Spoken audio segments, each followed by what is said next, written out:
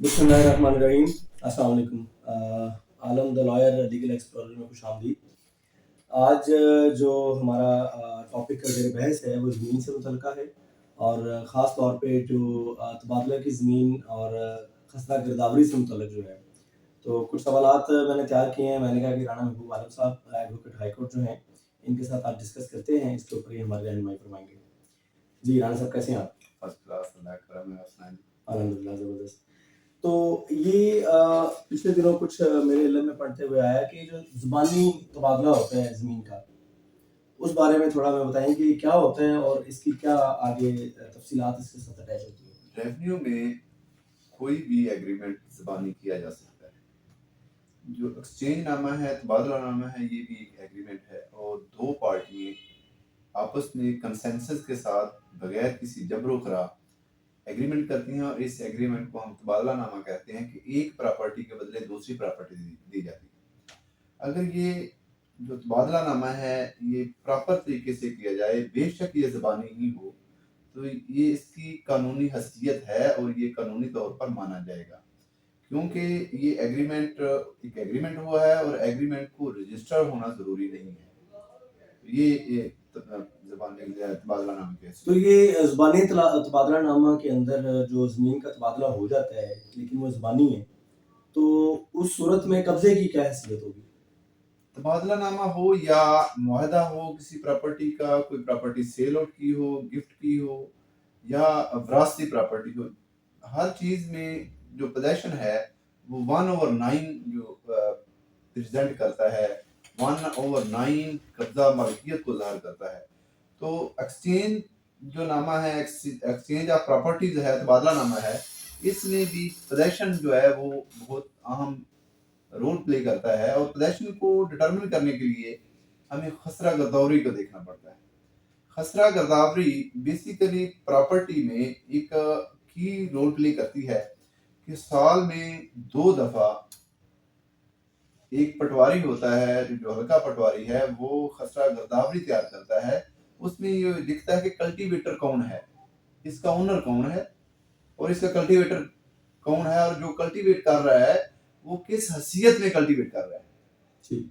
जो जब ये खसरा गर्दावरी तैयार होती है तो उसमें उसकी हैयत लिखी जाती है, ज़मीन ये है, इसमें ये फसल काश्त हुई है और किसने इस फसल को काश्त किया है और किस हैसियत में काश्त किया है, क्या ये टेनेंट है, ओनर है या वैसे मज़ारा है।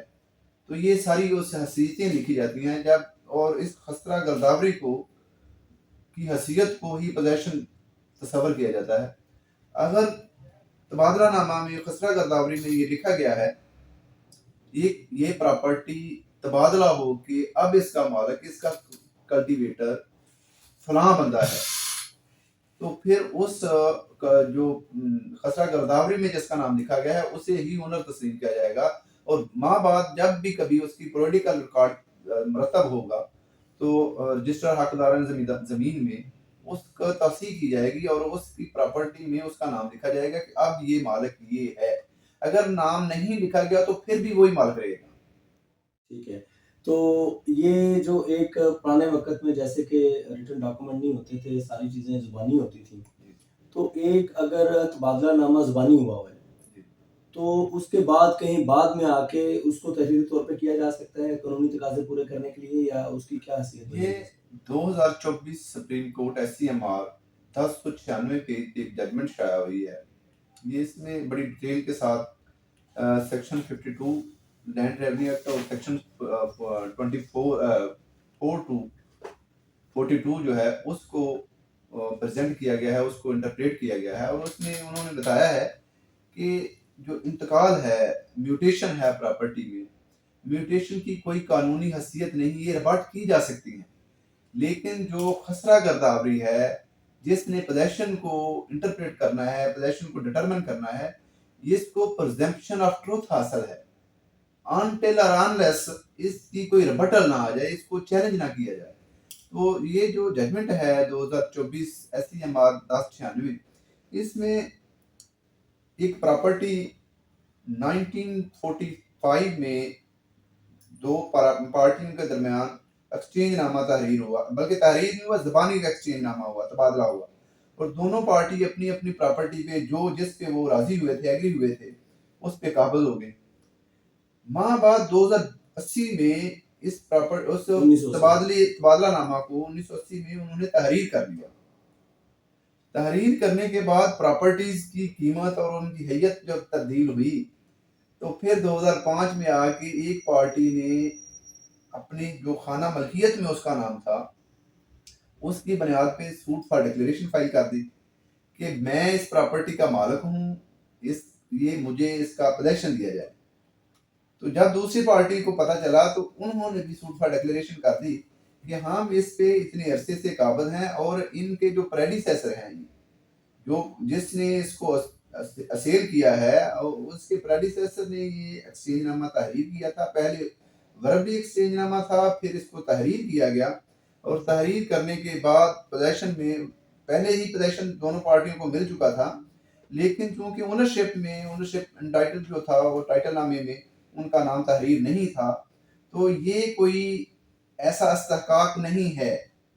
استحقاق اس خسرہ گرداوری سے دیکھا جائے گا کہ اس نے جن لوگوں نے جو اشخاص نے اس ایکسچینج نامہ کو تحریر کیا ہے یا پہلے زبانی ایکسچینج نامہ تھا اس کو ایگزیکیوٹ کر دیا اور انہوں نے اپنی پوری لائف ٹائم میں اس کو چیلنج نہیں کیا اور نہ ان لوگوں نے اس کو چیلنج کیا.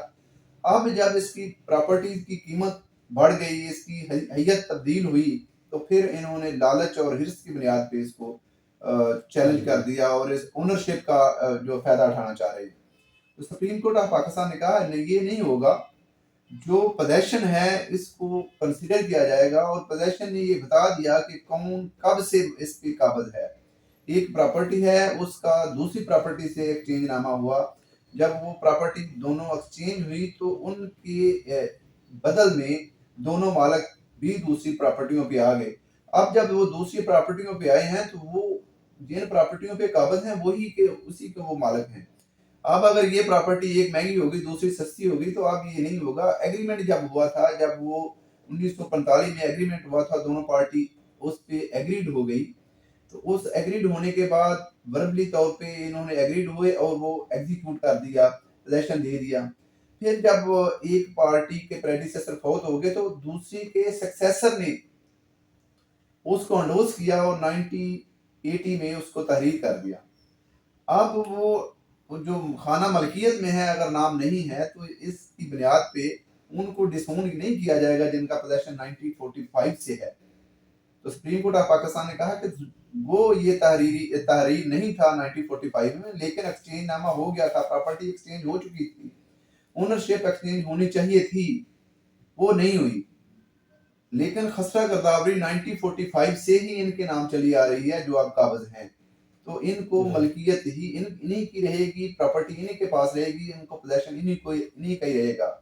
صرف انٹائٹلمنٹ کی بنیاد پہ پوزیشن ان کو واپس ڈیلیور نہیں کیا جائے گا, کیونکہ پراپرٹی میں اموویبل پراپرٹی میں میوٹیشن کوئی انٹائٹل ڈاکومنٹ نہیں ہے, اس کو ریبٹ کیا جا سکتا ہے, لیکن خسرہ گرداوری کو انٹل اینڈ انلیس اس کو چیلنج نہ کیا جائے اور اس کے کنٹریری کوئی ڈگری پاس نہ ہو جائے وہ اس کو پریزمپشن آف ٹروتھ ہے.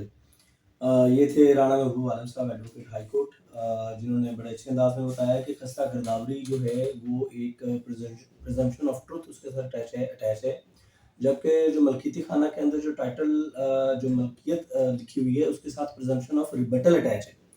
تو جیسے کہ انہوں نے بتایا کہ سپریم کورٹ کی ججمنٹ 2024 میں جو شائع ہوئی ہے کہ اس میں جو خسرہ گرداوری کا جو ریکارڈ ہے وہ پریویل کرتا ہے اس ریکارڈ کے اوپر کہ جو ملکیتی ریکارڈ ہے.